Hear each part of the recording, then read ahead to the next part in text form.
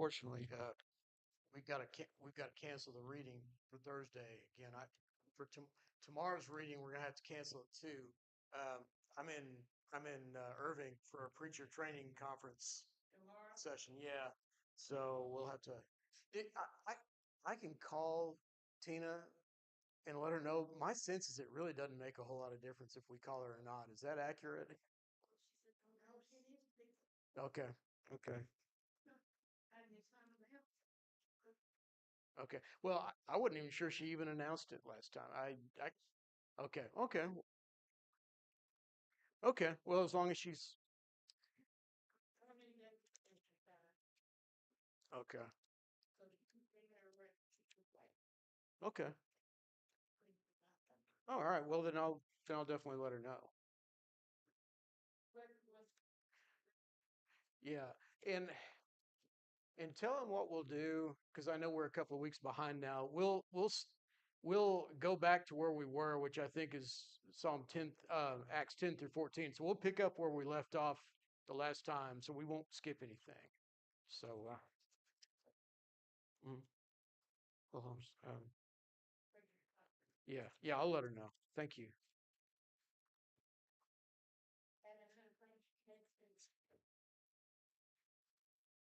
Mm. Oh, yeah.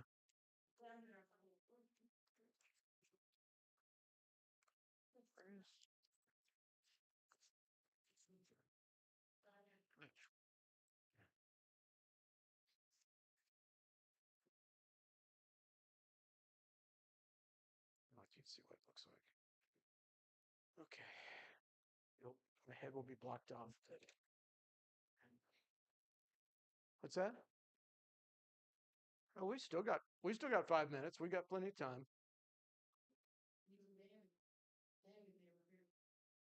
Okay. There's Jan. Uh,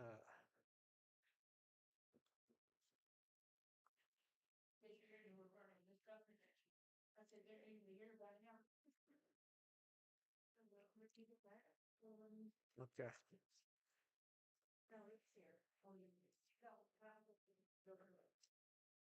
Examining our new doors. Yeah. Well, there's the new doors that uh the white is kind of weird, but yeah. Yeah, I mean I guess, but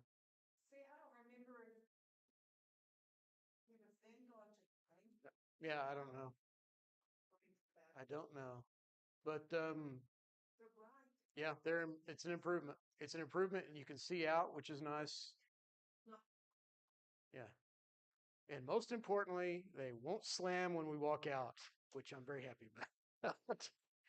I won't have this complex anymore where people storm out and I think they're mad at me. Yeah. Yeah. Yeah. I don't know, but it's not like we ever use them, so it's not a big deal. If we're trying to get out of here with that door, chances are pretty good. The last thing we'll care about is whether it slams behind us.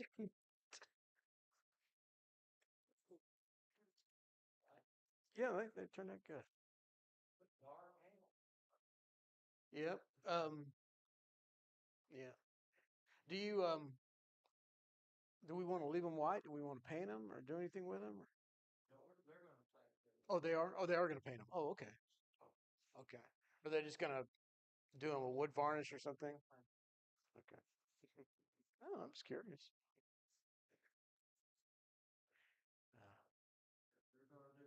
Yeah. Is there a Ted was asking me about this. Is there a locksmith in Graham? Like with a front storefront? Okay. Okay. He asked the reason he asked because if and when they move out here is he's thinking, well, if there's not a locksmith, we could always expand our business out here because that's what they do. So I said, as far as I know, I don't remember seeing anybody that's got a store. Like you say, there's like yeah, Ted West. Well, yes. Hmm? I think so. Yeah. I have no idea. If he was willing to invest in a storefront, I don't know if that would be their plan. I would assume it would be, but probably so. Yeah, that that is probably true. Hey Dan, good evening. Is Holly with you, or is it just okay? She usually beats you in. I just asked.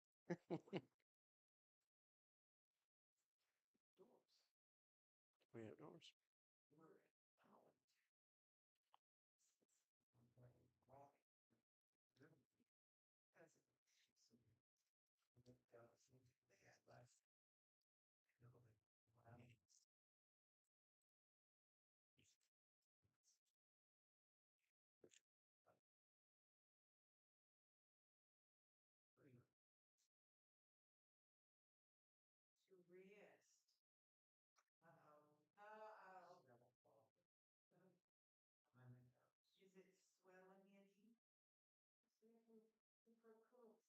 She's past the swelling stage at this point. It's just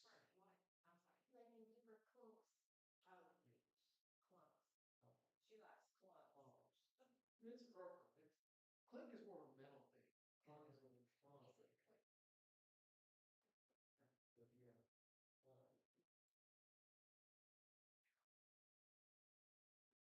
I apologize if not. I'm doing this organized today. And not only did I run off with my iPad back at the house, which isn't a big deal, but I walked out of there with the wrong workbook. And so the one that's got my notes in it is it I guess it's at home. I thought it was I couldn't find it there, so who knows? I'm just off today. But we'll get through it. It'll be all right. Nah, it's fine. We'll get through it. We'll be all right. Um,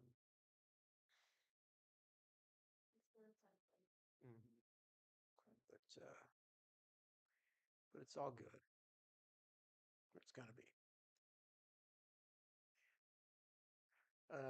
Jim is scheduled for the session. I'm assuming he's not going to be here. Yeah. Yeah. So we may get out of here a little bit early. We'll just see.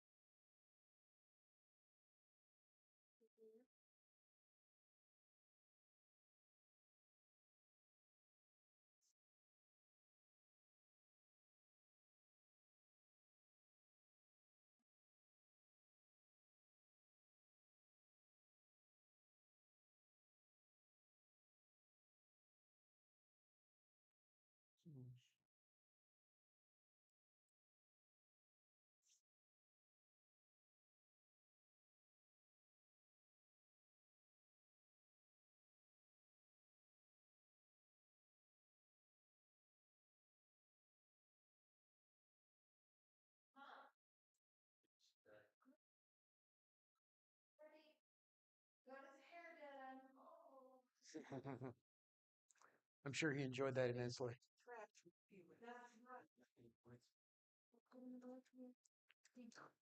There's Judy. Good to see you.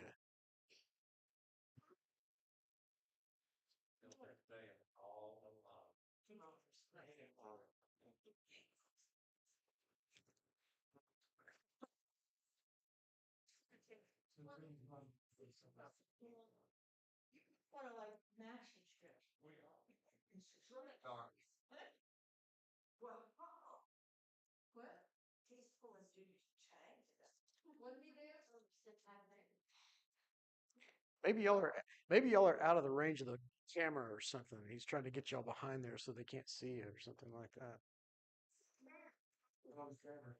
Yep, there you go.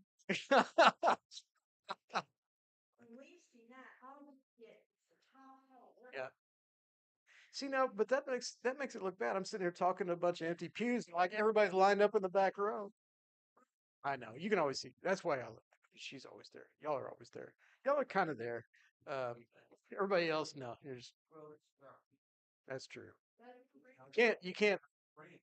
So, but if I hired guys to come in and in the middle of the night take that pew and move it and switch it with this one, would y'all move up here? Yeah, I get it. It's a thought. Yeah,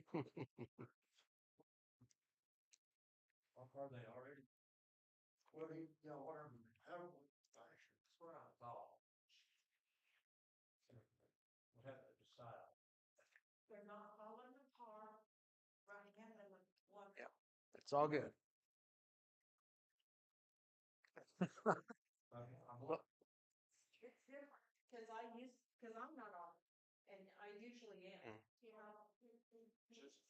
is it just me?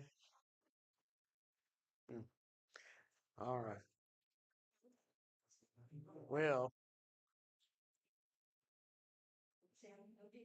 all right. Well, hey, I'll just gesture over there to make sure anybody that's watching knows that there are people back there that are just invisible, but that's fine. Yeah. Now, of course, nobody can hear. Of course, you can kind of hear Laura and sometimes Holly or Dan, but anything back there is not getting picked up on the mic. So, uh, okay. There was who might have been. Larry spoke. Um,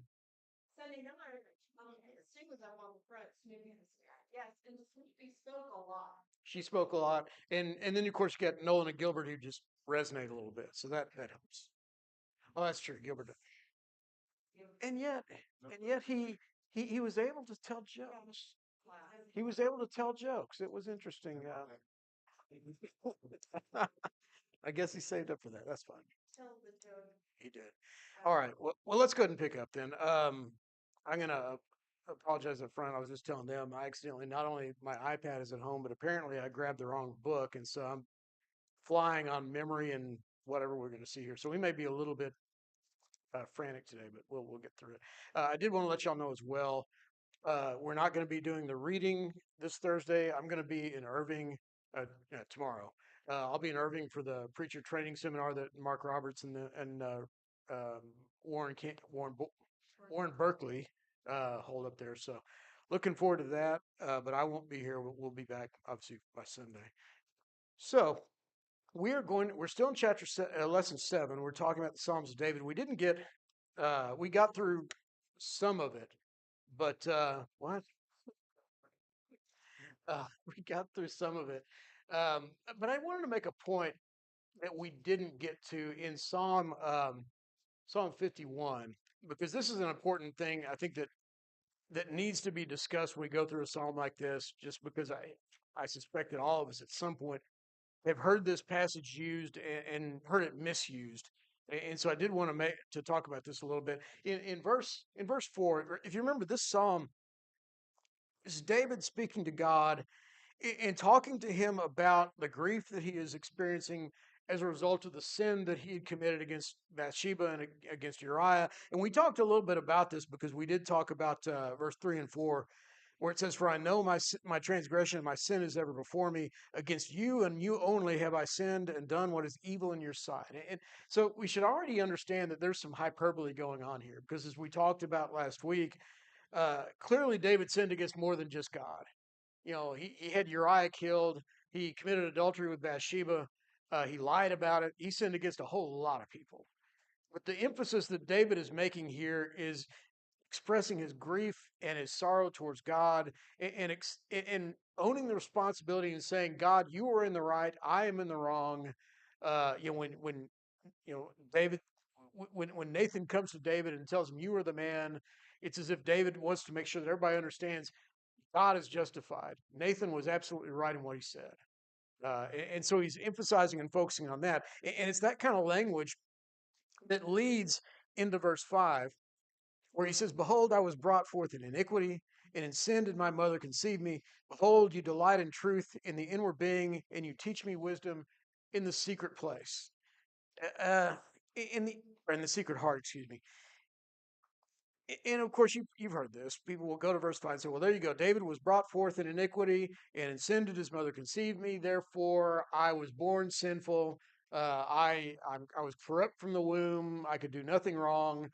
or I can do nothing right. And the Calvinists will go here and say, well, there, and even some other groups will come here and say, there you go, that's total depravity of mankind. That the inherited sin of Adam is passed on at birth to David. And there's some problems with that. And this is where I wish I had my notes, but I think I put them on my slide. I did. Um, and that is when we look at poetry. We talked about this at the very beginning. Reading poetic books in the Psalms, you can't read them the same way that you read Ephesians, for example, or the Gospels, or even Revelation. It is a different style of writing. And what you see is hyperbole. You see an attempt to write in a way that exaggerates something. And I wanted to give you some examples of this because this is not a unique kind of language to what David uses here. In Job chapter 31, where Job is talking about he's in the depth of his suffering and he's just trying to justify himself and making the argument that I've done nothing in my life that warrants the kind of suffering that I'm going through. And so he says in verse 16, if I have withheld anything that the poor desired, or have caused the eyes of the widow to fail, or have eaten my morsel alone, and the fatherless has not eaten of it, for from my youth the fatherless grew up with me as with a father, and from my mother's womb I guided the widow. And that's a pretty clear application, right? I mean, if we're gonna, I think I posted this on Twitter as I was writing this today. I was like, if you believe that David was sinful at birth, then you believe that Job helped widows at birth. And I think we would all understand, well, he's just exaggerating. Well, that's right, he is. And you think about this, what kind of a phrase would you, if we were talking in similar ways today, how might we describe somebody that was just natural, and let's just say that guy's a natural baseball player. What might we say to describe him? He's He's born with that talent, and even more specifically, maybe we don't talk like this anymore.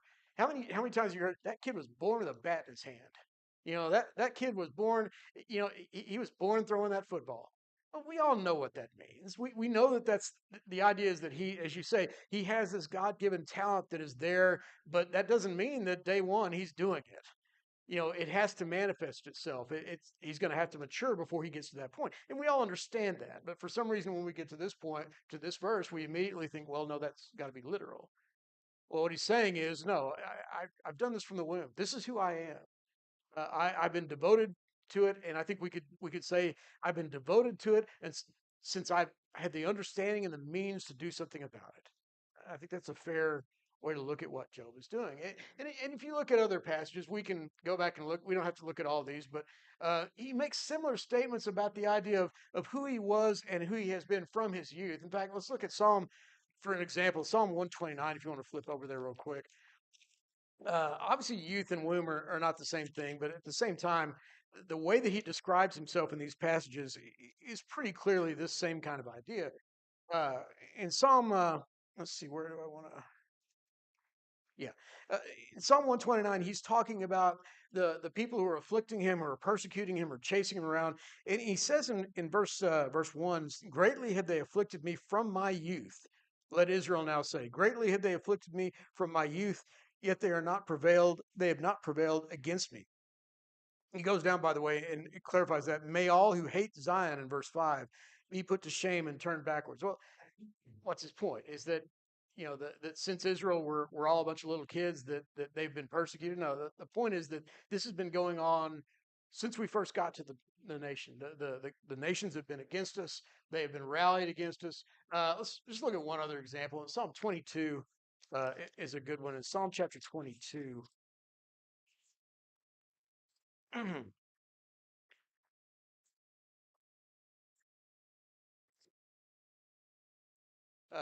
let's go over 9 through 10.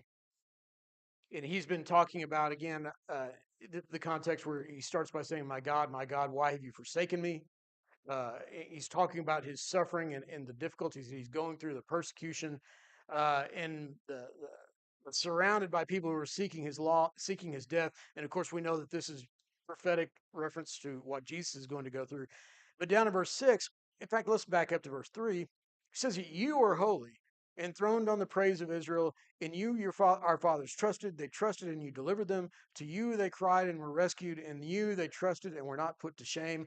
But I am a worm and not a man, scorned by mankind and despised by the people. All who seek me mock me. They trust the mouths. They make mouths at me. They wag their heads. He trusts in the Lord. Let him deliver him. Let him rescue him, for he delights in him. Yet you are he who took me from the womb. You made me trust you at my mother's breasts. On you was I cast from my birth, and from my mother's womb you have been my God. Again, well, what do we mean by that? Does he mean that he came out, the day he was born, he came out worshiping God? I think we clearly understand that's not what's going on. Now, he was in a covenant relationship with God because he was an Israelite. But the idea of trusting in God, I don't know anybody. I know a lot of kids that came to Christ very early on in their life. I don't know anybody at 1 or 2 years old that was trusting in God to do really much of anything. Now, I mean, we can teach them to sing "Jesus Loves Me" and things like that, but when it comes down to who am I really relying on, he's not leaning on God for support. So we understand again, and this is the kind of language he uses in several different examples. That when he talks about this, he's just saying that's just naturally who I am, or that's who I have been all my life. Ever since I've been aware of this, ever since I've been in a position or of a mindset that allows me to do this, I have put my trust in God. Now, I think someone was bringing up the other day the question of the age of accountability, and where is that age? And the answer is I have no idea. All I know is that at some point, our minds are now capable of understanding who God is and what God expects from me. And when I do something that is opposed to God's will, I realize that I've violated God's covenant or God's grace. I've done something to offend God, and that was wrong, not because mom and dad got mad at me, not because I'm going to get in trouble, but because I understand that I've now violated the nature of God in some ways. Um, Again, I don't know that there is an age specifically where that happens. I suspect that some kids reach it earlier or later than others. But the reality is that I think that's pretty clearly what is being discussed, and how David is considering himself. That as long as he's been accountable, as long as he's understood who God was, his trust has been in the Lord. So, any comments, thoughts, questions, anything about that? If not, well, let's move on. Uh, and we're going to talk about some of these individual psalms that he brings up, and we're going to start in Psalm 7. There aren't any questions in Psalm 7, but let's go ahead and look at it anyway. Uh, I think this is one we've looked at briefly, but let's look at it again. Psalm chapter 7. And it's talking about the refuge that David takes in God, and this is the psalm where he describes the issue with Cush the Benjamite. We talked about we really don't know what's going on here, but we suspect it was somebody probably who was allied or maybe even related to King Saul. Well, if he was a Benjamite, he was related to King Saul in some way. But he's talking about taking refuge. And the question that he asks is the danger David faced is described in the first two verses, and a prayer is offered. And he says David expresses his innocence and the unjustness of his persecution in verse 3 through 5. He says in verse 3, "O Lord my God, if I have done this, if there's wrong in my hands, if I've repaid my friends with evil or plundered my enemy without cause, let the enemy pursue my soul and overtake it, and let him trample my life to the ground and lay my glory in the dust."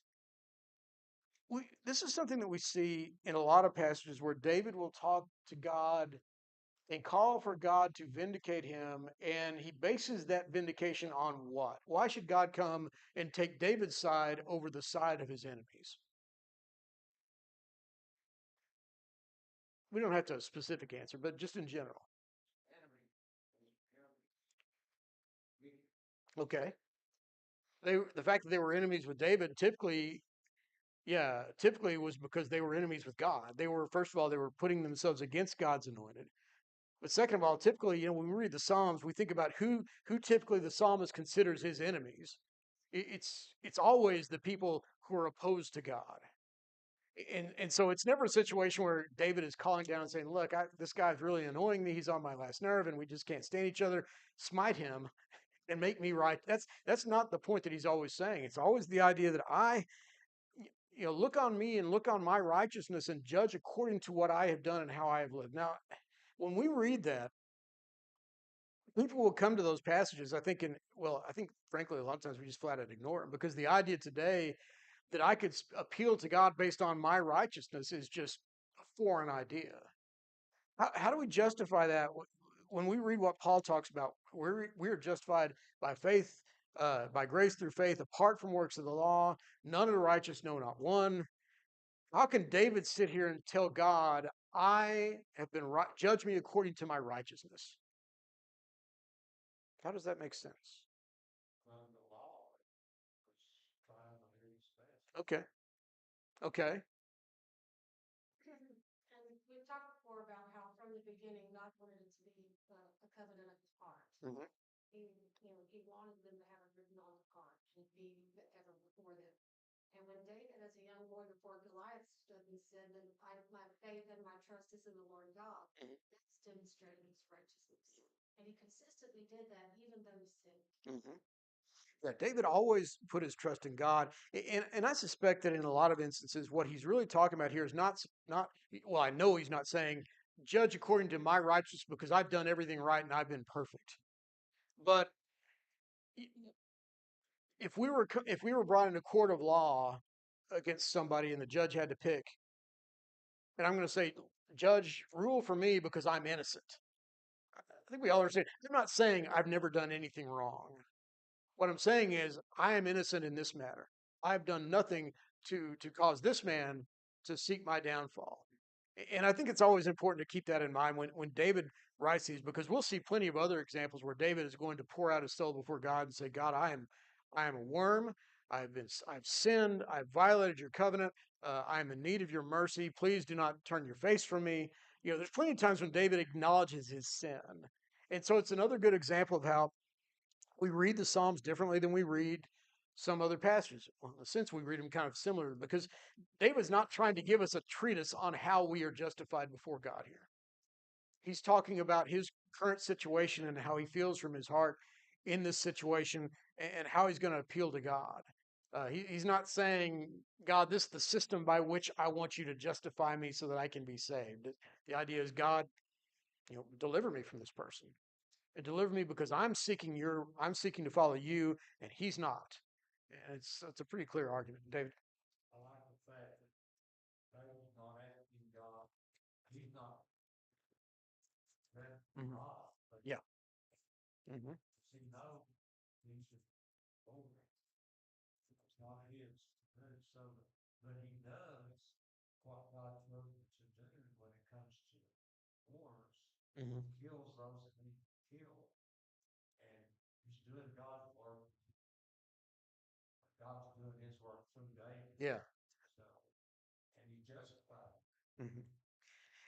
And I like how, yeah, he's justified in the fact that he's God is using him, and I like how David, when he makes this appeal, and you see kind of how this psalm progresses. He calls God in verse 8, arise or 6, arise, O Lord, in your anger.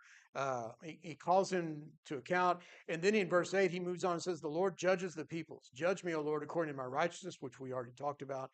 And he says, "Oh, let the evil of the wicked come to an end." And he said, "This is what God does. This is how God acts among the world."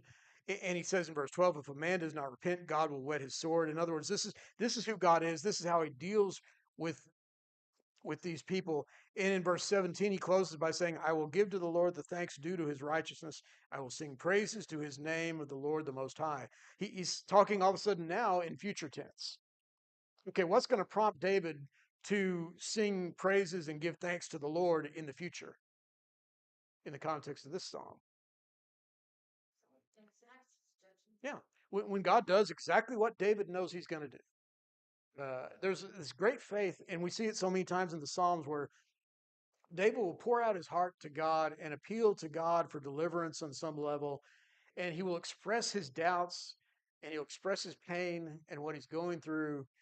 But in so many cases, by the end of the psalm, he goes back and expresses in confidence that he will praise God, that he will rejoice in God, that maybe I'm not there today, and maybe I won't be there for a while, but I know that at some point I will praise God and I will give God glory and honor because I know that He will vindicate me.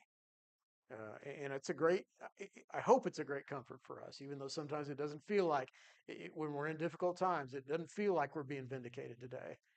And I really wish God would vindicate me this week and not whenever it's going to be. But there's a great call for patience, but that's the challenge for our faith. We keep that in our hearts and keep that in our minds, and we praise God as if He has already delivered us, which is not always an easy thing to do.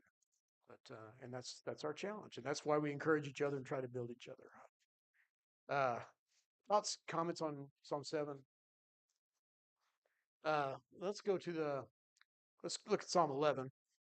This one actually does have questions, right? Psalm chapter 11, and he reads yes. Let's just read the psalm real quick, and then we'll look at these questions real quickly. Psalm 11, verse 1. It says, it's to the choir master of David. In the Lord I take refuge. How can you say to my soul, flee like a bird to your mountain? For behold, the wicked bend the bow.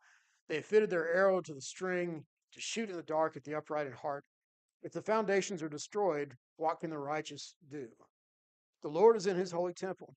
The Lord's throne is in heaven. His eyes see, his eyelids test the children of man. The Lord tests the righteous, but his soul hates the wicked and the one who loves violence. Let him rain coals on the wicked, fire and sulfur, and a scorching wind shall be the portion of their cup. For the Lord is righteous, he loves righteous deeds. The upright shall behold his face. And this first question that he asks after reading the first three verses, he said, list what you perceive to have been the general challenge or crisis here. What does it sound like is going on in this in the picture that he paints in these first three verses? Somebody's after him. Okay. Um, what's what are people telling him to do? What are people telling him to do? To run. Yeah. He says, in the Lord I take refuge. How can you say to my soul, flee to the mountain? You know, the idea is why do you want me to flee in this time? Uh, to act as if I have no faith. And I always wonder what's going on here. Um, because there are a couple of examples where David does actually flee. So I don't know. You know, when we think about his, you know, he's on the run from Saul for much of his early life before he becomes king. And when Absalom attempts to take the throne, what does he do at that point? I mean, what's his response when Absalom tries to overthrow him?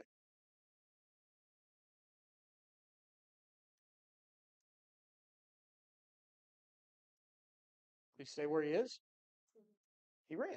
Well, I don't know if he ran, but he escaped. He left Jerusalem. He took his armies. He left the city.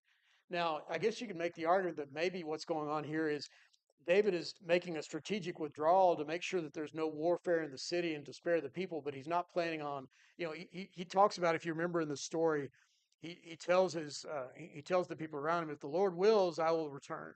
So the plan was never, I'm just going to run away and hide. The plan was, we're coming back, but this is not the place to make our stand for whatever reason. And so it may very well be that people are telling him, look, David, just give up, just run, just go hide in the mountains somewhere because there's no way we can win. Uh, and David says, how can you say to my soul, flee like a bird to your mountain? Um, and he asked this question, and and I thought about this a little bit. He says, if the foundations are destroyed, what can the righteous do? And I guess there's a lot of different ways to read this in terms of this context. But you know, he's saying, how can, if you kind of put this in paraphrase, he says, how can you say run? For look, the wicked are there. They're shooting arrows. They're shooting at the upright. And if the foundations are destroyed, what can the righteous do? What does it sound like's going on here? Why is David feeling like he needs to stay and fight? Speaking of kingdom, Yeah, flee kingdom fall yeah, on the right yeah, could be. off by future. Hmm.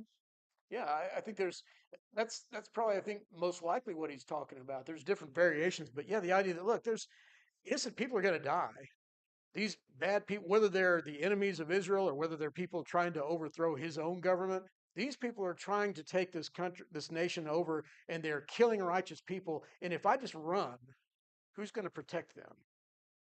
Now, of course, it's such a great verse and so many spiritual applications. If the foundations are destroyed, what can the righteous do?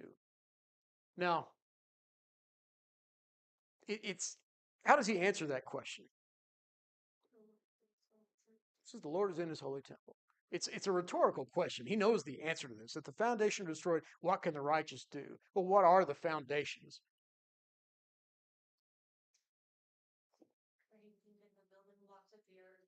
Well, it could be, I guess. There's a lot of different ways. Again, he doesn't specify, but okay, yeah, the temple, the city, maybe is he talking about? Um, he could talk. Yeah, he could be saying very literally, if they destroy the city, what will the righteous do? Where will we go if the temple is destroyed? Maybe he's saying that. What else might he mean? If we want to get a little bit more spiritual in application, what might he be saying? Well, I think he's very plainly stating the Lord's in charge. Hmm. It's not. Hmm. The Lord is with him. Hmm. Well, It's really not fear. yeah. This point, he's not fear of his life. Well, so what foundations would you say would God be protecting here? He said, and I think that's the implication, right? If the foundations are destroyed, what can the righteous do? The answer to that is that the Lord is in his temple. The foundations are safe. This point, he's protecting the nation of Israel. Yeah. I think that's the immediate literal definition. And I think if we think about our own applications and what's talking about here, this idea of the foundations, and we think about our own spiritual foundation and what it's based on, and where our faith is based. If the foundation is destroyed, what does Paul say? If Christ is not raised, we of all men are most miserable. There's that implication there that God has given us a foundation of faith that will not be overthrown, that will not be destroyed, because he said the Lord is in his holy temple. The Lord is ruling. The Lord is in charge, and he knows what's going on. As he says, the Lord's throne is in heaven. His eyes see, his eyelids test the children of man. He tests the righteous, but his soul hates the wicked and the one who loves violence. That's an interesting contrast, by the way. The Lord tests the righteous, but his soul hates the wicked. When we think about the Lord testing the righteous, what are we typically talking about? How does the Lord test the righteous? Temptation, okay? Situation where we have power. Yeah. Persecution, you know, having the city under attack and wondering if we should flee to the hills. God, and David's saying, look, the righteous are tested by God. We're going through difficult times now, but he hates the wicked. The implication being there is he may let us go through a hard time, but he's not going to let them win. He's not going to let them overcome us. And that's that confidence that he has. And he says in verse 7, for the Lord is righteous, he loves righteous deeds, and the upright shall behold his face. And so there's a great confidence that David expresses here um, in thinking about God, how God will sustain him. And I think we can see, obviously, we're not so much worried about from a physical standpoint, but we can see from a spiritual standpoint that God sustains us and maintains us, even though we're having difficulties, even though the world is allied against us. Any other thoughts on Psalm 11? All right, let's do 20 first. Well, let's see. Am I skipping one? Oh, I think I skipped that one because we've already kind of talked about 52. But let's do Psalm 20. Also because he didn't actually ask any questions in 52. So Psalm 20.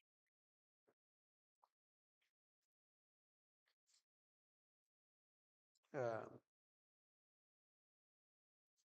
let's see. And we'll read it again. It's a short psalm.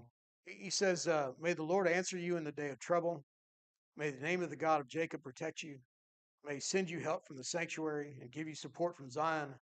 May he remember all your offerings and regard with favor your burnt sacrifices. May he grant you your heart's desire and fulfill all your plans. May we shout for joy over your salvation, and in the name of our God set up our banners. May the Lord fulfill all your petitions. Now I know that the Lord saves his anointed. He will answer him from his holy heaven with the saving might of his right hand. Some trust in chariots and some in horses, but we trust in the name of the Lord our God. They collapse and fall, but we rise and stand upright. O Lord, save the king. May he answer us when we call. This is another one of those great examples of a psalm that if you understand what's going on and who's being addressed, it becomes a lot easier to understand what's going on here. As you read this, what does it sound like going on? Who's speaking to whom in this psalm? Or who is being addressed in this psalm, would you say? I think there's two answers to that. Like verse 1, may the Lord answer you in the day of trouble. Who's you? Yeah, it could be David. I don't know if it sounds like, Choose a choir master. yeah, a psalm of David. And it sounds like something that the congregation would be singing to the king and addressing the king. If it's not David, maybe it's Solomon. Maybe David wrote it for the purpose of singing to Solomon. But the wishes that are expressed there, they're wishes that are addressed to a king. And I think that's an important point. When we look at these and it says, may he grant you your heart's desire and fulfill all your plans. A lot of people will go to that. See, God's going to do whatever you want. Just ask God whatever, and he will fulfill whatever you ask for. But when you read this in the context of the choir singing and addressing the king, what are we really talking about here?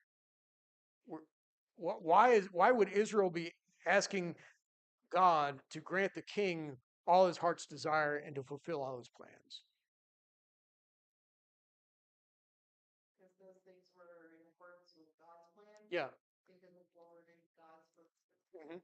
Yeah. Of course, we're assuming that this is a good king and a righteous king, and for the most part, if it was David, and even the early days of Solomon, that would probably be an accurate thing. He's doing, when if the king prospers, Israel prospers. If the king does well and the king's plans succeed, then Israel succeeds. And so it's a plan. It's not just about, hey, we really want our king to be happy. We want our king to succeed because our king is out there fighting our battles for us. And so he talks about this, and in verse 6, he kind of shifts his tone a little bit. It says, now I know that the Lord saves his anointed. His anointed being what? What is the anointed referring to? The king, right? So now he's been addressing the king. Now he kind of speaks to the congregation. It says, now I know that the Lord saves his anointed. He will answer him from his holy heaven. And he says, some trust in chariots and some in horses, but we trust in the name of the Lord our God. In other words, who's going to deliver us? Is the king going to deliver us? No, no. God is going to deliver us. God is the one that's going to do these things for us. And so then in verse 9, for the third time, he shifts the address. Now he's addressing who? The Lord. O Lord, save the king. May he answer us when we call. In other words, may the king do what we need him to do. We're praying that you will bless the king so that the king can in turn do what needs to be done for us. Let's see if there's a question. Where's the question on 20? I think that we kind of addressed that question there, but now look at Psalm 21 because I think it's interesting whether this was intentional or not. Notice what Psalm 21 says and how it's written. It's again a Psalm of David. In verse 1 it says, "O Lord, in your strength the king rejoices. In your salvation how greatly he exalts. You have given him his heart's desire and have not withheld the request of his lips. For you meet him with rich blessings. You set a crown of fine gold upon his head. He asks life of you, and you gave it to him. Length of days forever and ever. His glory is great through your salvation. Splendor and majesty to you bestow on him. For you make him most blessed forever, and you make him glad in the joy of your presence. For the king trusts in the Lord, and through the steadfast love of the Most High, he shall not be moved." Stop there for a second.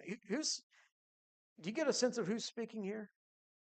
David speaking to God. Okay, okay. He joyed in all things that they were wishing for him to come true. Yeah, it sounds like it, right? It sounds to me like he's talking in third person here, that he's referring to himself.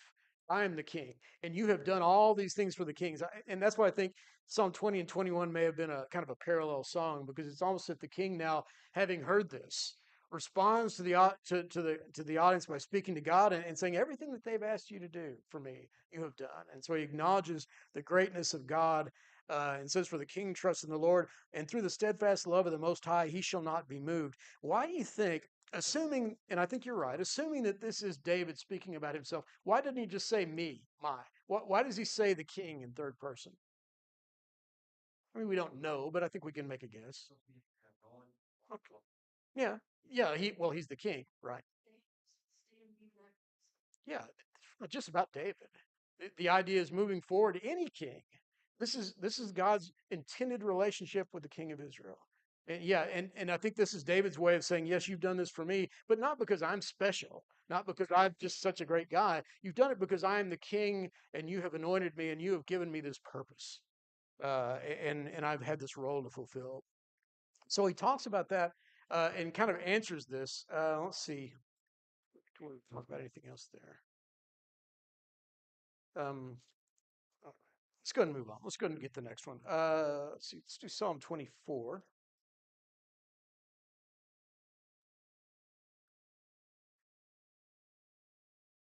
Psalm 24.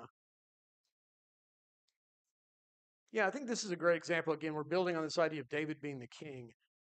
And he says, again, the subtitle of my book, I don't know if y'all has this or not, it calls it The King of Glory, which seems like an appropriate way to title the psalm. It says in verse 1, the earth is the Lord's and the fullness thereof, the world and those who dwell therein, for he has founded it upon the seas and established it upon the rivers. Who shall ascend the hill of the Lord, and who will stand in his holy place? He who has clean hands and a pure heart, who does not lift up his soul to what is false, and does not swear deceitfully, he will receive blessings from the Lord and righteousness from the God of his salvation. Such is the generation of those who seek him, who seek the face of the God of Jacob. Lift up your heads, O gates, and be lifted up, O ancient doors, that the King of glory may come in. Who is this King of glory? The Lord, strong and mighty, the Lord, mighty in battle. Lift up your heads, O gates, and lift them up, O ancient doors, that the King of glory may come in. Who is this King of glory? The Lord of hosts. He is the King of glory. And I like that, we've been talking about how David's talked about himself as the king, as we talked about, but now the emphasis shifts. Who's really the king? Yeah, the Lord is the king. And David exalts him as such. And I like the fact that, he's talked about how God has blessed him because he is the king. But here, who is it that God's going to bless? Who gets to stand in the presence of God? The king? Yeah, those are the righteous. Maybe it's the king. He hopes, obviously, it should be the king. But David makes the point again that this isn't just about the king and a royal relationship. This is God who is the king of all men in his kingdom. He is the one who's going to bless all. And that there is a way that all of us can approach the hill of the Lord. He has clean hands and a pure heart, does not lift up his soul. Obviously, this is not a all-inclusive list of every single action. But that idea, this is the kind of person that can come into the presence of God. Not somebody who's mighty, who has a great kingdom, who has great armies, who's won some great victory or battle that God will look at and regard somehow. This is who God allows to approach. He says that he will receive blessings from the Lord and righteousness from the God of salvation. So, and he does make the point, verse 6, such is the generation of those who seek him. And I think that's an important point. Again, this is talking about people who are seeing their righteousness not as a means of exalting themselves, but as a means of seeking after and pleasing God. These are people who understand who God is and what God requires of them, and they want to be in God's presence. And of course, that's a call that we have for ourselves today as well. All right, so Psalm 24. Let's go to Psalm 30. This is a psalm. This is really interesting to me, because this is a song to be sung at the dedication of the temple. Now, if you were going to write a psalm to be sung at the dedication of the temple, what would you sing about?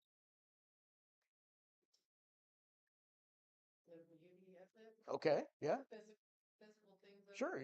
How great is this house? How wonderful is this house that we've built for you? Yeah, may the glory of the Lord. Yeah, that's the kind of thing you would think it would have something to do with the temple. And so it's interesting to me that this, as I read this, maybe I missed it. I don't really see anything that seems to look specifically like the temple. But there is some interesting things that are going on here. It says, let me see, what's the question that he asked there? He didn't actually ask a question, so I'll ask one. He writes in verse 1, I will extol you, O Lord, for you have drawn me up and have not let my foes rejoice over me. O Lord my God, I cried to you for help, and you have healed me. O Lord, you have brought up my soul from Sheol. You restored me to life from among those who go down to the pit. Sing praises to the Lord, O you his saints, and give thanks to his holy name, for his anger is but for a moment, and his favor is for a lifetime. Weeping may tarry for the night, but joy comes with the morning. As for me, I said in my prosperity, I shall never be moved. By your favor, O Lord, you made my mountain stand strong. You hid your face, I was dismayed. To you, O Lord, I cry, and to the Lord I plead for mercy.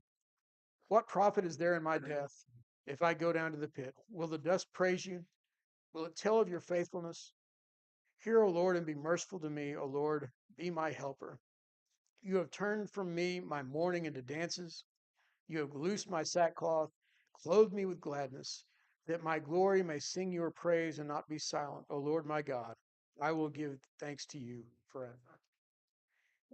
What's David describing here? What does it sound like? What's going on in the song? Start in verse 3. What's he describing here in verse 3?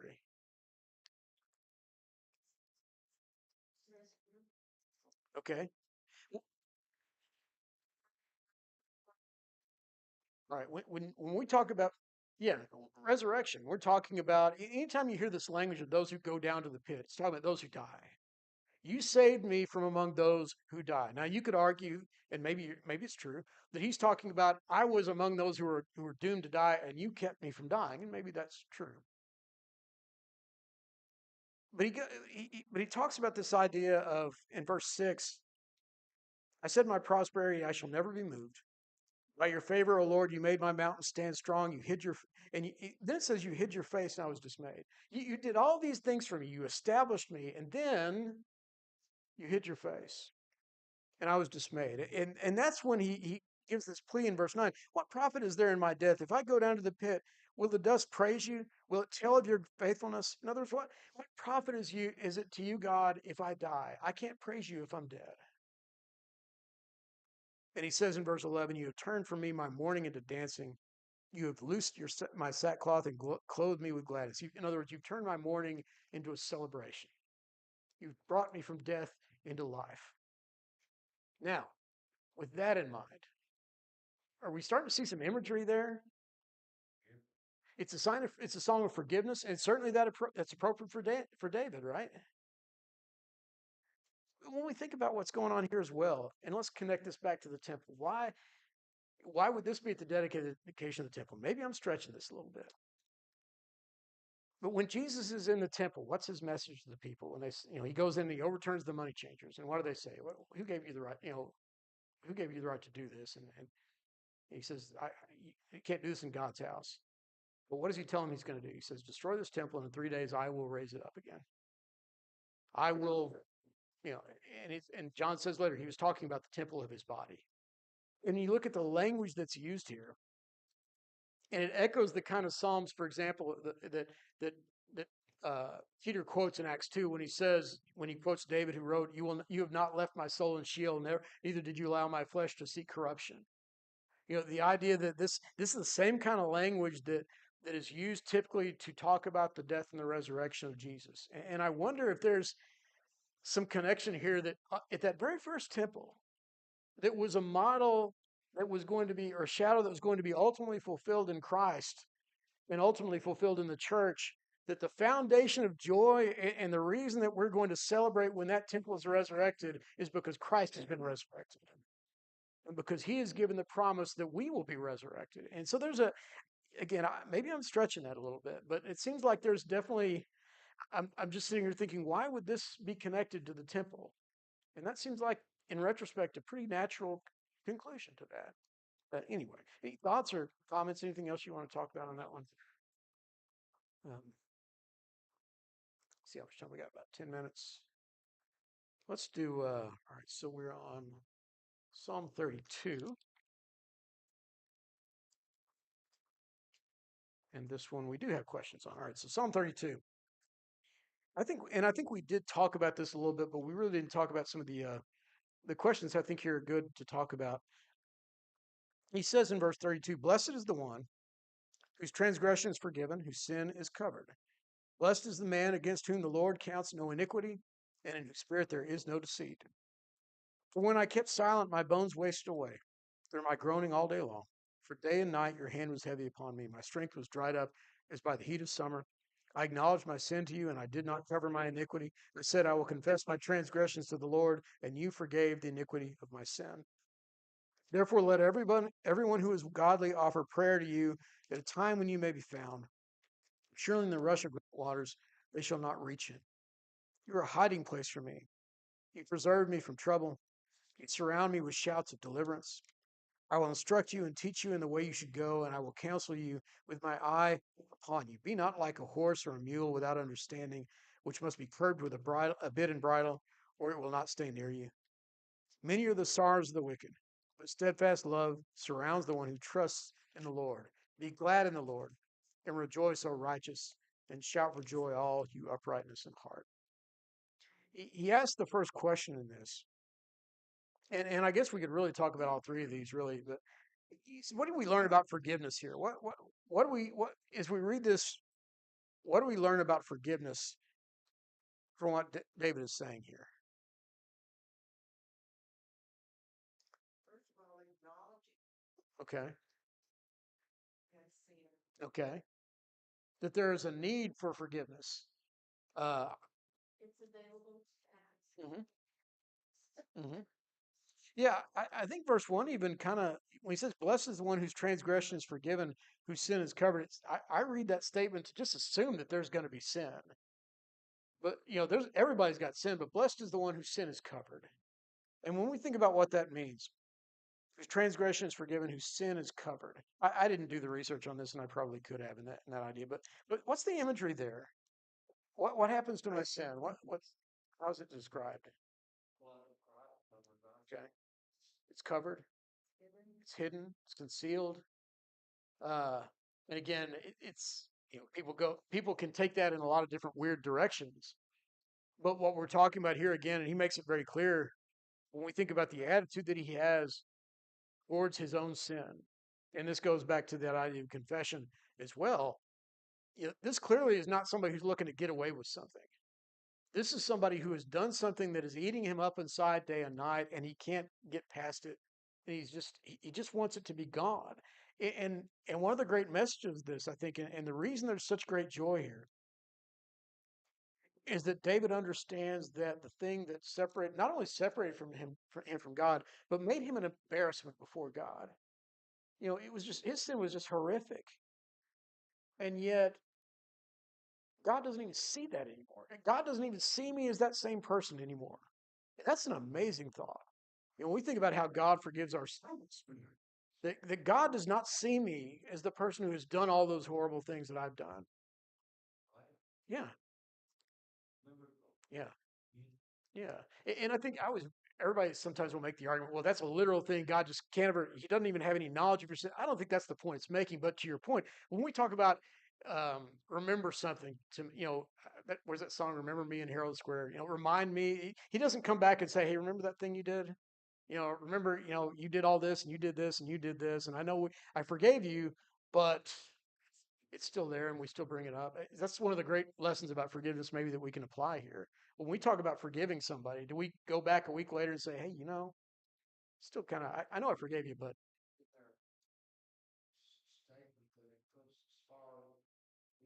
yeah. Hmm? Yeah.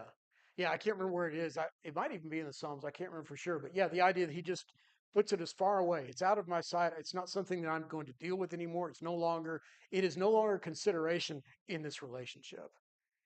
And I don't really know a whole lot of relationships in this life that can describe that. I think we have a hard time forgetting our Yeah, we absolutely do. Uh, mhm.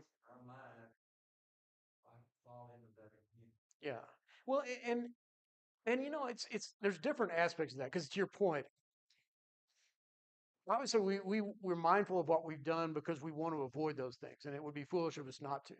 But there's a big difference between saying, okay, I got to guard myself and make sure that I don't fall into this again, as opposed to sitting there and just beating yourself up constantly. I can't believe I did that. I can't believe I did that. I don't.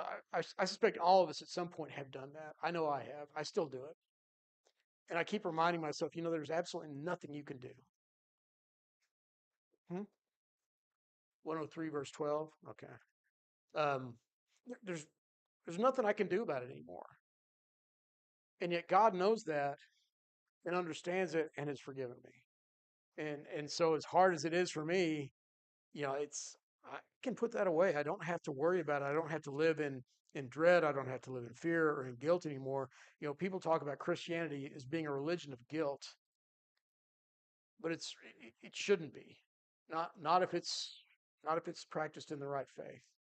It's a religion of joy because I used to be guilty and God has forgiven me and I don't have to bear that anymore.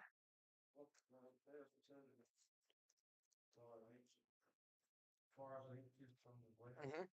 so far as he removed our transgressions from us, Hmm. so we Yeah. shouldn't dwell. Hmm. Yeah, we shouldn't. And I think there's two ways to look at that. On the one hand, it's out of our lives. We don't have to deal with it anymore. We don't have to pay the guilt. And on the other hand, God has removed it from us from the standpoint that now when he looks at me and deals with me, this is no longer a consideration. It's I always go back to what Peter asked Jesus when he goes to him and says, how many times should I forgive my neighbor? Up to 7 times? Uh, and Jesus says, no, no, no. So what's funny about that is at one point, Peter did ask him that, and he said 7 times. And I always wonder if this is Peter kind of regurgitating a little bit. Hey, Lord, look how well I've remembered this. Up until 7 times, and Jesus, no, no, no, 70 times 7. Well, what's the point? Because it's not about the number, and it's one of those things to think. I think about the amazing ability for anybody to forgive anybody, even if it was a literal 490 times. I'm pretty sure I couldn't do that. And whenever we feel like we're struggling with our sin, and we just can't feel like we get past it, and we say, look, I asked God for forgiveness of this yesterday and the day before that and the day before that, and I keep going back. At some point, God's just going to say, look, we're done here.